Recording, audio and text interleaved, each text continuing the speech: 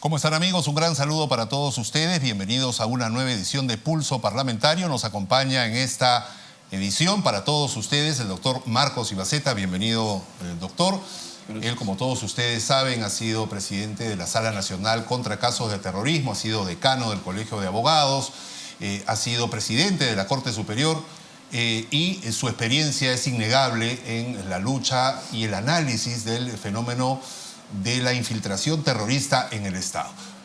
Doctor, han surgido dos temas en estos últimos días de coyuntura que tienen que ver directamente con el terrorismo, sobre todo una de ellas aquí mismo en el Congreso de la República, que es la contratación de esta ex sentenciada por terrorismo, contratada en el despacho de la congresista María Elena Foronda. Esto se ha hecho ver desde la bancada del Frente Amplio como que se trata de un error político, como que es un incidente, como que es un hecho menor y como que aparentemente podría tratarse de una campaña política en contra de los intereses de esta congresista. ¿Cuál es su opinión respecto a este tema? A ver, yo creo que cada vez que surge un tema relacionado con el terrorismo, todos nos escandalizamos, pero nadie hace nada por establecer los parámetros para enfrentar el nuevo desafío. Porque el Perú ha sido atacado por dos organizaciones y nosotros reaccionamos por los actos de individuos, como si los individuos actuaran aisladamente. No, los individuos han pertenecido a organizaciones que no se han rendido. Y si no se han rendido, están en proceso de recomposición, pero no tenemos diagnósticos actualizados. ¿Incluido el MRTA? Incluido el MRTA, no tenemos diagnósticos actualizados. Por lo menos en el Movadef, el FUDEP, etcétera, vemos, digamos, Socorro Popular Lights que se están volviendo a rearmar para apoyar a los miembros de Sendero Luminoso. Pero en el caso del MRTA... A ver, antes de llegar al tema del Congreso, ¿no? En el caso de Sendero, la recomposición es evidente. Primero, reconstruir su organización clandestina, generar órganos de fachada para su infiltración institucional, incluido el Estado, porque hay que poner espías por todos lados para destruir al enemigo. Y el tercer paso es la reconstrucción de su ejército guerrillero popular. Eso dice su ideología que está en el pensamiento Gonzalo y su objetivo la captura del poder. Que hayan cambiado de método porque fueron derrotados militarmente y no estén optando por la lucha armada, no significa que su objetivo para la toma del poder haya caducado o ellos se hayan desistido, no. Pero hay que tomar en cuenta que si aplican esa ideología desde el poder, vamos a tener los mismos efectos que una lucha armada. Entonces, estas dos organizaciones no se han rendido. Al MRTA le cuesta más porque tuvo que soportar dos derrotas. Primero, Sendero Luminoso lo derrota en todos los campos en el interior del país y lo arrincona solamente al área del Perené. Entonces, antes de venirse a Lima para tomar el Congreso y luego tomar la embajada, frustrar a la primera, no, y tomar la embajada del Japón, ellos solamente controlaban el Perené, ambos lados del Perené. Y aparte que Polay fue capturado 2 veces, ¿no es cierto? Así es. Y habían sufrido un duro golpe en Los Molinos, ¿no? En Los Molinos, que fue la causa de la muerte de López Albújar. Entonces, muy reducido y apuestan el todo o nada. Entonces, no sabemos cuál es su estrategia de recomposición y de infiltración. Porque así como Sendero usa órganos de fachada, el MRTA puede estar usando órganos legitimados. Entonces, vuelvo al tema. No hay un diagnóstico real, actualizado, de la situación de cada organización no rendida, porque no se han desmantelado públicamente, no han hecho entrega de armas, no sabemos cuántas caletas con armamento están por todo el país, caleta donde entierran sus armas. Y entonces nada nos garantiza que no son un peligro para nuestra sociedad porque siguen siendo organizaciones proscritas. Ahora, si uno de esos individuos es capturado, es condenado, entonces cuando sale y dice quiero reinsertarme socialmente, tenemos que deslindar primero cuál es su relación con la organización. Él nos puede pedir todo el perdón del mundo, pero si su organización no nos pide perdón, no se rinde, no se desmantela, entonces va a ocurrir lo que un senderista alguna vez me dijo. Cuando nosotros salimos de la cárcel, resulta que como toda nuestra vida le hemos dedicado a esta actividad, hemos abandonado estudios, parientes, etcétera, no tenemos título, no tenemos competitividad en el mercado laboral. Y por la fuerza de la costumbre voy a seguir haciendo lo mismo. La organización nos alcanza, eso es lo que dicen, ¿no? Porque como no puedo conseguir un trabajo, porque todo me ganan, me he dedicado a la agitación política y a la lucha armada, entonces no tengo cabida en este mercado laboral. Mi organización me alcanza y entonces la organización me protege. Y si llega uno, ese uno jala a otros también para poder seguir insertándose en el Estado. Exactamente, en el Estado o en cualquier lugar. O le asignan tareas porque ya tiene un modo de vivir, porque decían...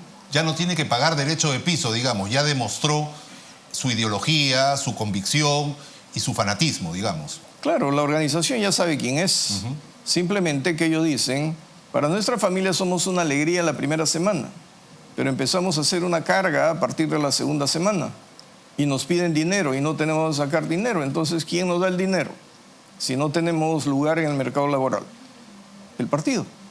Y como pasó el año 97 en la toma de la residencia japonesa, se creía que el MRTA estaba ya prácticamente groggy, estaba con la cuenta en 8, en 9, antes de declarar el knockout, y finalmente nos sorprendió a propios y extraños, a peruanos y a todo el mundo con esta toma increíble de la residencia del embajador de Japón. ¿Podría el Perú llevarse una gran sorpresa nuevamente, Dios no quiera, un chasco internacional con una acción similar? En el corto plazo no creo. Me refiero al MRTA. Igual, el MRTA o Sendero. En el corto plazo no creo una acción armada, porque están en proceso de reconstitución. Pero la gente siempre, y los analistas y algunos políticos, me parece irresponsablemente dicen que son una minucia que no significa un peligro. La respuesta es simple. Sendero nunca fue una agrupación masificada como un ejército. No fueron las FARC de Colombia. Creo que 10.000 y punto, ¿ah? 10.000... El MRTA, si menos contamos... 3.000... Y con esos 10.000 y esos 3.000 nos provocaron una destrucción gigantesca. Pusieron en jaque al sistema, porque empezaban a someter por el terror, pero eran columnas que se movían con mucha velocidad. Por lo tanto, no es una cuestión de números, es una cuestión de estructuras, de ideologías y de capacidad de dar un golpe. No les conviene ahora, porque son conocidos, y todavía no han generado liderazgos clandestinos. O sea, en ese trabajo están. Pero lo ocurrido en el Congreso, dentro de este parámetro, yo me pregunto, si alguien viola a su hija, es detenido, purga su condena y se dice resocializado y va a pedir trabajo en la casa del padre de la violada, ¿es lógica la relación laboral? ¿Sería coherente? El que asesina al dueño de una empresa va a la cárcel, purga condena, sale y a alguien intermedio lo mete como empleado en la empresa a cuyo dueño él asesinó. ¿Es coherente? ¿Es lógico? Si alguien atentó contra el Estado y agredió a toda la sociedad peruana que somos nosotros, y con nuestros impuestos se sustentan los entes públicos, ¿puede contratar a alguien que nos hizo tanto daño? ¿Es lógico? Es como que la familia Iraoka, la familia Vera Bayón y todos los demás secuestrados por el MRTA en estas mazmorras llamadas cárceles del pueblo, pues contrate a la señora Madrid, digamos, en alguna de estas empresas. Pero es lo mismo. Claro. Entonces yo no encuentro ninguna racionalidad en las respuestas que se han dado. Pero falló el Estado ahí en no filtrar la verdadera procedencia de esta señora al momento de postular a un puesto de confianza. Fallaron todos, ¿no? Incluida la congresista que la contrató. Exactamente, falló ella, porque debió decir no solamente que no tiene antecedentes y que sus papeles la mostraban como que apta para todo. Debió decir que había sido condenada por terrorismo. Si no lo dijo, falla la administración. Y esto se debe a un error en el que el propio Estado no cruza su propia información. Se ve desde el registro de propiedad vehicular, registros públicos, no se sabe si el que compró era casado, divorciado, soltero. A la final es tantos juicios que se han podido evitar precisamente porque el propio Estado no cruza su propia información. Esto quiere decir que además en nuestras bases de datos ahí empezaría también el error por lo menos de registro y de archivo. Sí, pero tenemos base de datos, pero no como una base de datos sectorizada a la que concurran todos los entes del Estado que tienen que ver con esa base de datos, cuya información les es indispensable. No lo tenemos, por eso es que desde hace muchísimos años hay una norma que dice que no pueden ser profesores los condenados o procesados por terrorismo. Sin embargo, no los pueden sacar, porque no hay una base de datos confiable. El año pasado le dijeron al Consejo Ejecutivo del Poder Judicial, reglamenta esto, pero no tenemos nada. Por eso también no podemos luchar contra la delincuencia común. No hay una base de datos que maneje la policía, la fiscalía, el Poder Judicial a la vez, con el Instituto Nacional Penitenciario. No lo tenemos, o sea, cada uno actúa por su cuenta y si pide información a uno se demoran 2 o 3 meses, es decir, estamos desarticulados en todo. Porque se crean bases de datos para cada delito, el Registro Nacional de Agresores Sexuales, el registro de padres alimentistas que no cumplen con pasar la pensión de alimentos a los hijos, ahora el registro de terroristas condenados. Uno se va a cualquier país y los antecedentes salen en línea de cualquier delito hasta de cualquier incidente policial que haya podido tener, ¿no? A ver, yo investigué mucho esto desde control al Registro Central de Condenas, ¿no? Todo sobre el Registro Central de Condenas del Poder Judicial. Porque descubríamos que cuando juzgábamos a alguien le decíamos, usted tiene antecedentes. Nos acordamos de usted, sí, me han juzgado, me han condenado. Pero la hoja del Registro Central de Condenas decía, no registra. Entonces la gran preocupación cuando yo llego a la presidencia de la Corte Superior es ¿por qué no registra si tiene condena? Miles de expedientes para elaborar los boletines de condena para remitirlos al Registro Central de Condenas. Cuando logramos estructurar un departamento que se encargue solo de eso, resultaba que los miles de boletines que remitíamos al Registro Central de Condenas no podían ser incorporados de inmediato. No tenían personal, su infraestructura era deficiente y entonces el input que le llaman, en 8 horas no podía con todo y no se creaban equipos para que trabajen las 24 horas del día ni se ampliaba el sistema. El software. El software, si le pedíamos, por ejemplo, un reporte de los condenados por delito de violación, por homicidio, por narcotráfico, por terrorismo, no estaba preparado.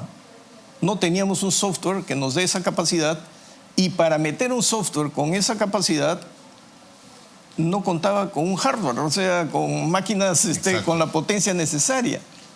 Y desde entonces andamos de tumbo en tumbo, porque si vamos a crear un registro acá, otro registro acá, estamos perdidos, pues. ¿Eso qué quiere decir, doctor? Que mañana que se vota en segunda votación este proyecto de ley para impedir que los sentenciados por terrorismo, entre otros delitos, puedan de por vida ingresar a trabajar al sector público, podría caer en saco roto, es decir, está hecha la ley, pero no está hecho el registro. Entonces, yo como jefe de personal, por ejemplo, del Poder Judicial o del Ministerio Público, que sería gravísimo que un sentenciado por terrorismo entre a trabajar, pues, por ejemplo, como secretario de un juzgado, no me voy a dar cuenta de quién está entrando a trabajar. ¿Podría pasar eso? A mí me hicieron esa pregunta al día siguiente en que se produjo la votación. Y le dije, estamos llenos de leyes muy bonitas, ¿no? Muy drásticas, pero que no tienen operatividad. Y justamente no tienen operatividad porque no tenemos un centro distribuidor de información confiable y actualizada. Entonces, lo primero que hay que pensar es que una norma es una abstracción. Pero para que esa abstracción tenga operatividad real, hay que crearle una organización. Y hace un rato le di el diagnóstico del por qué el sistema, el registro central de condenas no funciona, pues. Hasta ahora tenemos problemas con el registro central de condenas. Y con el registro de antecedentes judiciales también ocurre lo mismo. Pero que daña, porque le inician un proceso penal a alguien y lo absuelven, cuando uno dice, borre mi nombre del registro central de antecedentes judiciales. Tampoco se borra. No se borra porque nadie sabe dónde está la bendita información. Entonces, si no tenemos un Estado que controle información y todo el mundo se llena la boca diciendo que la información es poder, no tenemos poder de nada, pues estamos a merced de cualquiera. Se suma un tercer vicio que es el de la homonimia. ¿Cuántas personas injustamente también han ido a parar a la cárcel y se demoran meses en demostrar que por un simple error y por la mala suerte de tener apellidos comunes, pues una persona se le malogró la vida, ¿no es cierto? A pesar que en los 90, cuando vimos ese problema, se generó una corriente de opinión y se estableció una normatividad que exigía que al momento de detener a alguien, identificar con su nombre y apellido, se le describiera físicamente. A pesar de que decía que tenía 1,75 m, de color blanco, de pelo, sin pelo, etc., la policía en el aeropuerto, en los puestos, no les interesaba, bastaba el nombre. Pero el otro le decía, oye, yo no soy pues, yo tengo 1,60 m. Yo tengo... Inclusive cuando nosotros fuimos a juzgar una vez en Chiclayo a una joven que la tuvieron 1 año detenida por la homonimia, vimos la descripción y decía que tenía un corte profundo en el brazo izquierdo, cuya cicatriz era muy notoria y que no podía borrarse. Que ni el mejor cirujano plástico la borraba. Entonces lo primero que fuimos a ver, puede bajarse esta parte del brazo, puede desnudarse. Y no tenía nada. El otro brazo, por si acaso, no tenía nada. La pierna, aunque sea, para de repente ser equivocado. No, ya la pierna no, pero para nosotros decíamos, no tiene nada que hacer esta señorita, un interrogatorio más o menos. Tuvimos que declararle la homonimia, pero hoy está 1 año presa. Tuvimos que pedir disculpas a través de los medios de comunicación. Entonces, todo puede pasar. Simplemente por no tener esta base de datos con un software y con un hardware que soporten precisamente la cantidad de casos que hay en nuestro país. Y poner personal ahí para que 24 horas se estén digitando a fin de que toda la información que llega ingrese en el día y tengamos algo actualizado, constantemente actualizado. Y esto se debe a una, como siempre se hace ver, a una falta de presupuesto. Todos los litigantes pagamos tasas, pagamos aranceles, aunque sea para presentar un escrito. Esto no va directamente a las arcas del Poder Judicial porque es que no se destina una parte de esos recursos a mejorar la parte tecnológica y evitar adolecer de estos graves problemas que aquejan al sistema. No solamente es el Poder Judicial, ¿no?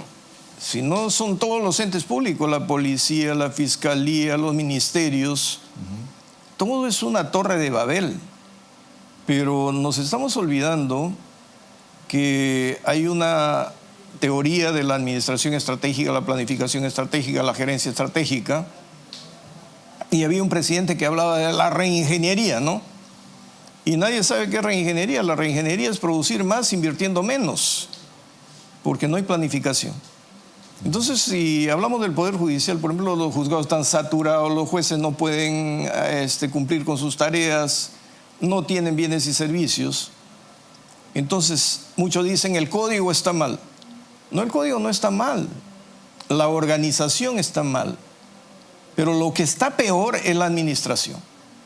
Porque si no se administran bien los recursos para prestar un servicio, el servicio siempre va a ser defectuoso. La administración tiene que preverlo todo, pero no con burocracia y generando demasiados gastos. Pero si uno les pregunta, en el Congreso, cuando vienen a sustentar presupuestos, que miren lo de la Comisión de Presupuesto, el presupuesto anterior y el presupuesto actual. Lo que van a encontrar son las mismas partidas y los montos con un plus de factor de inflación. Pero si uno ve el presupuesto y le dice, hábleme de su planificación en el corto, mediano y largo plazo, en función del servicio que usted debe prestarle a la nación. ¿Cuál es su diagnóstico? ¿Qué ha previsto? ¿Qué tenemos que esperar? ¿En qué tiempos tenemos que esperar para darle el dinero? No le van a dar ninguna respuesta. Muy bien. Otro de los temas, antes que nos gane el tiempo, ha sido la grabación que ha hecho el congresista Donaire en el lugar de la memoria. Ha tenido pues que disfrazarse, como todos hemos visto, hacerse un poco el ignorante en la materia para darle pie a esta guía a que se despache a sus anchas respecto a su sesgada visión de lo que fue el terrorismo en nuestro país. Es otra manera de infiltrarse quizá a través de estos tontos útiles que fungen de guías para concientizar probablemente a una población que o no tenía uso de razón o ni siquiera había nacido en aquella época. No, yo creo que la consecuencia de una actividad que no sé cómo calificarla, de los mismos representantes del Estado a partir del año 2000.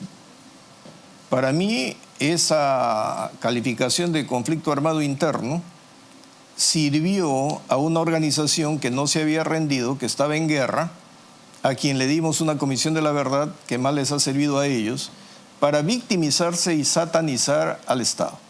Y si no puedo ganar el partido, por lo menos lo empato, ¿no es cierto? No, edulcorando a mis cabecillas, ¿no es cierto? Pero quitando de los textos escolares todo lo relativo al terrorismo. Entonces dejan la mente en blanco a los chicos. Y poniendo en tela de juicio a todo el sistema de los jueces sin rostro, por lo cual pues tienen una primera victoria en esta larga batalla al momento de cambiarse todos los procesos y empezar prácticamente de cero todos los juicios, ¿no? En el caso de Osman Morote es clarísimo. Esa es otra consecuencia y otra relación causal. Pero si usted tiene, muchachos, con la mente en blanco y logra generar una conciencia de victimización y de satanización del Estado, estos muchachos ¿hacia quién se van a inclinar? Por tendencia natural. A la víctima. Hacia la víctima. Hacia la víctima. Claro. Y entonces empiezan a narrar historias a favor de la víctima, levantando la responsabilidad del Estado. Eso es guerra política, eso es guerra psicológica. El Estado se ha quedado quieto, le están guerreando y le están ganando en todos los campos y nadie reacciona. Porque le digo, no hay el diagnóstico y si no tenemos un diagnóstico, no podemos establecer marcos normativos ni estrategias.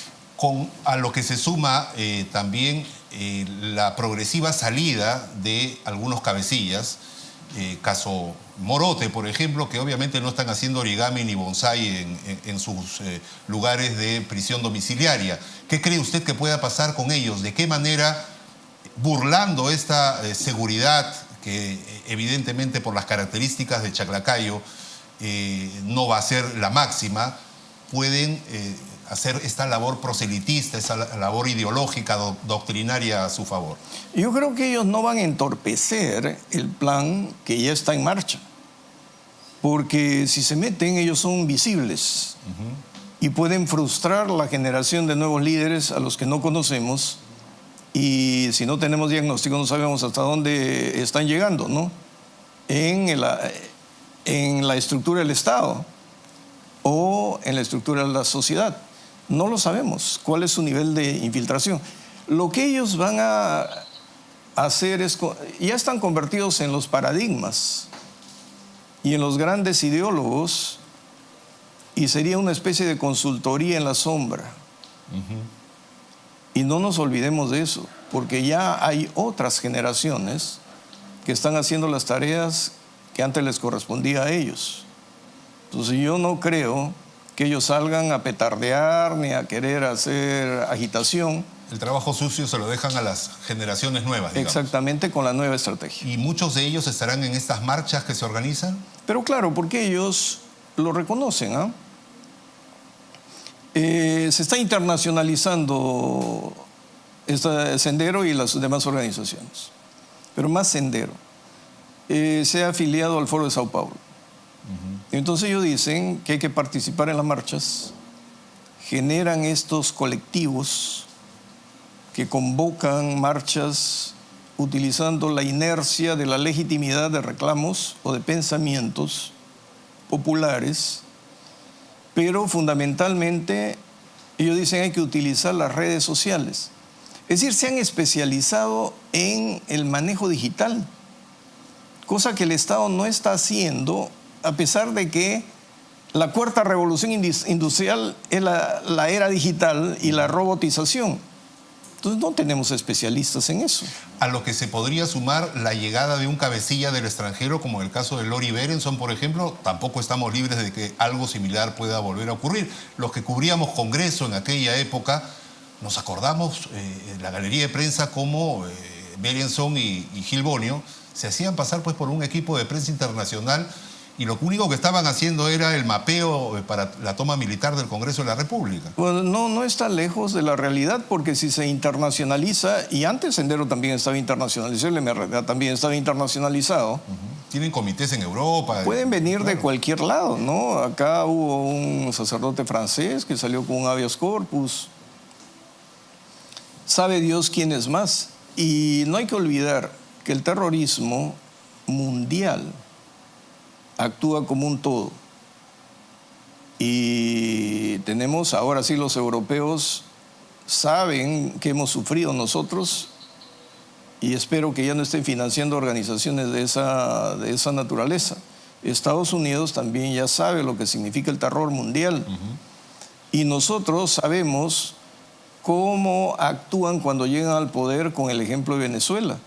Pero si miramos Venezuela, están todos los cubanos, los comunistas europeos y los iraníes, no sé de qué otro país están. Entonces uno ya no puede confiarse, necesita tener un diagnóstico y un aparato de seguridad, pero de altísimo nivel en calidad. Y una buena dosis de cafeína al Estado peruano para que despierte este letargo, ¿no? Sí, yo creo que sí. Tiene que sentarse el legislativo, el ejecutivo, poder judicial, fiscalía, policía. Tiene que sentarse todo el mundo a hacer un diseño de primero cómo organizarse para tener la información, hacer el diagnóstico, ver el marco jurídico, qué tecnología le doy a mis aparatos de seguridad, qué tengo que esperar de ellos. En fin, he estado en el Ministerio Público, recién hace 2 años, compraron equipo de digitalización solamente por el caso de Lavajato. Eso ya debió preverse y no hay muchos técnicos. He estado en la policía y la policía tiene el proyecto hace 2 años aprobado, pero no compra nada, ni forja técnicos. Si no los tiene o trae extranjeros, o a su gente debería enviarlo con becas al extranjero, porque estamos en la era digital. En vez de cerrar escuelas, como se ha amenazado que va a ocurrir por la infiltración de bandas criminales. Pero eso ya es el colmo, pues si la policía tiene que cerrar escuelas para que no le infiltren, la sociedad que tiene que cerrar para que no le infiltren a los delincuentes. Muy bien, doctor, el tiempo nos ha ganado. Como siempre, un gusto dialogar con usted. Encantado. Espero que sea una de varias entrevistas aquí en Congreso Televisión. Muchísimas gracias. Sí. Muy bien, amigos, y con ustedes también, muchísimas gracias por su audiencia. Será hasta una próxima edición de Pulso Parlamentario. Muchísimas gracias.